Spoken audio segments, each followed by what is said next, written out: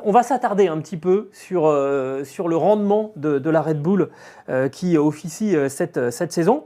Alors, on se demande si elle est vraiment la meilleure voiture. La première statistique, 7 victoires sur 12 Grands Prix. Tu te dis, mathématiquement, c'est la meilleure voiture. Max Verstappen est leader du championnat avec 84 points d'avance sur Norris. Red Bull est en tête du classement des constructeurs. Oui, ok.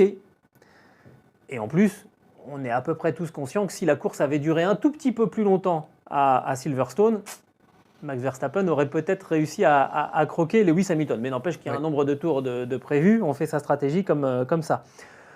Sauf que pendant ce temps-là, Checo Pérez, lui, il termine 16e à 2 tours. Alors 17e. 17e, décidément, je sais à pas. 2 tours. À 2 tours, j'ai bon sur le nombre de tours par rapport au leader.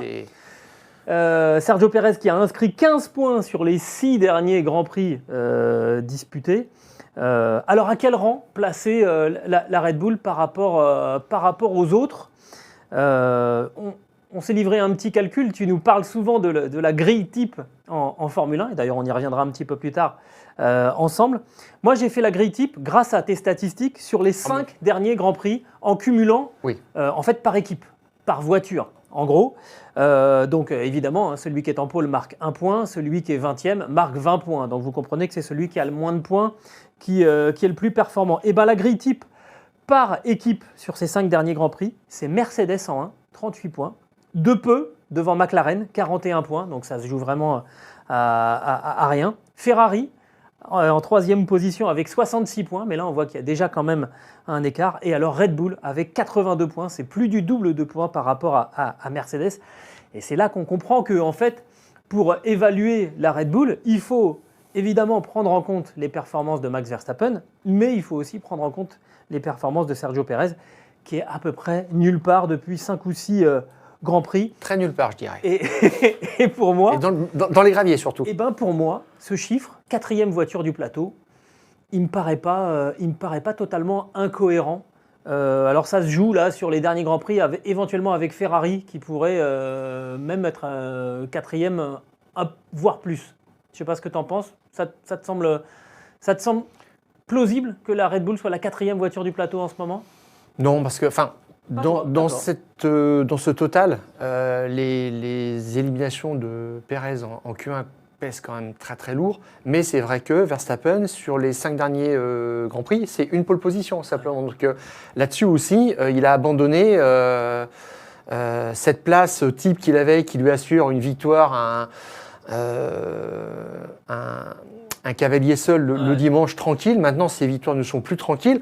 C'est surtout 4 voitures simplement chez Red Bull sur les 6 derniers Grands Prix qui sont rentrées en Q3. Ouais. Voilà, c'est ça la difficulté. C'est contre ça qu'on lutte chez Red Bull. Et moi, j'ai une autre date en tête. C'est le 23 juillet 2023. C'est, je crois, le Grand Prix de Hongrie. Et c'est la dernière fois que Red Bull met des pièces nouvelles sur la voiture. Ils ont tellement de marge qu'ils se disent on va finir la saison comme ça. Deuxième partie de saison, on est tranquille. On travaille sur la voiture de 2024. Et je peux te dire, je pense raisonnablement que ça ne va pas se passer comme ça cette année, qu'on ne va pas faire les malins. Et que là, restriction ou pas en termes d'aéro, là maintenant c'est terminé. Ils ont traversé tout ça avec une telle marge que ça leur passait au-dessus, ça leur passait 3000 au-dessus de la tête. Ouais. Et là maintenant, il va falloir se battre pied à pied. Et moi je pense que la mise en trait de Adrian Newey n'y est quand même pas pour rien. C'est marrant.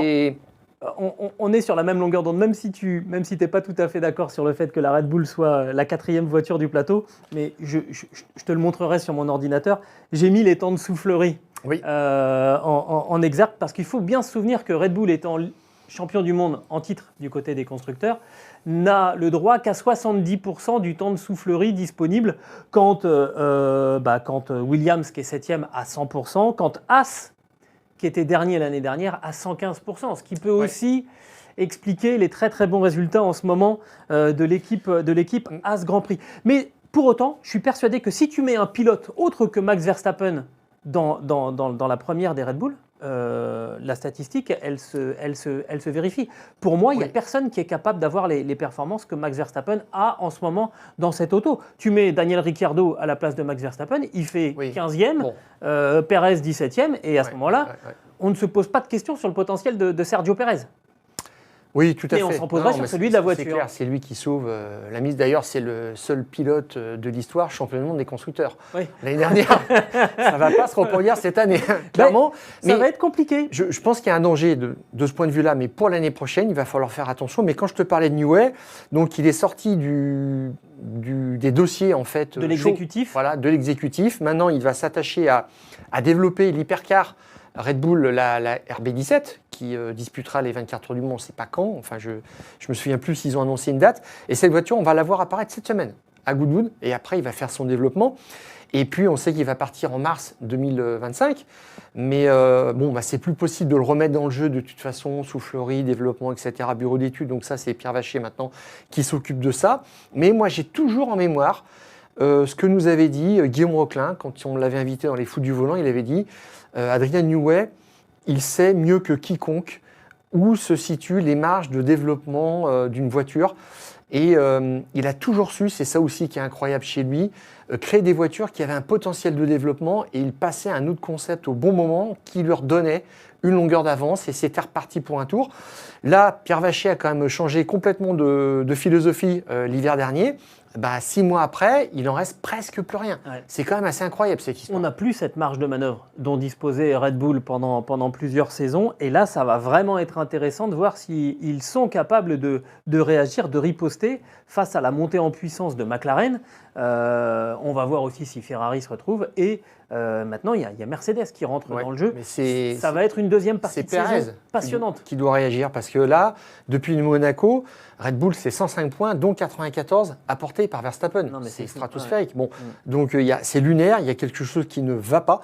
Et Christian Horner l'a dit, de toute façon, Checo Pérez est dans une position intenable. Ouais, si ça continue comme ça, là, il va appuyer sur le bouton. On voit aussi qu'il est un petit peu perdu, c'est que tu as vu cette attitude désespérée quand il était tanké dans les graviers en Q1. Alors, il y a quelque part une injustice parce qu'il glisse.